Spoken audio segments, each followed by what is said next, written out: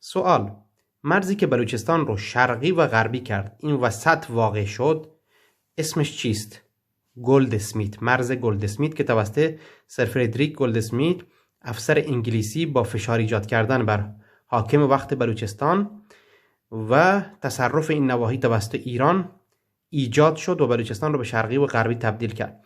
سوال: چه تاریخی این مرز درست شد؟ پاسخ: 28 ژانویه 1871. الان سال 2020 هست که من دارم این کلیپ رو ضبط میکنم.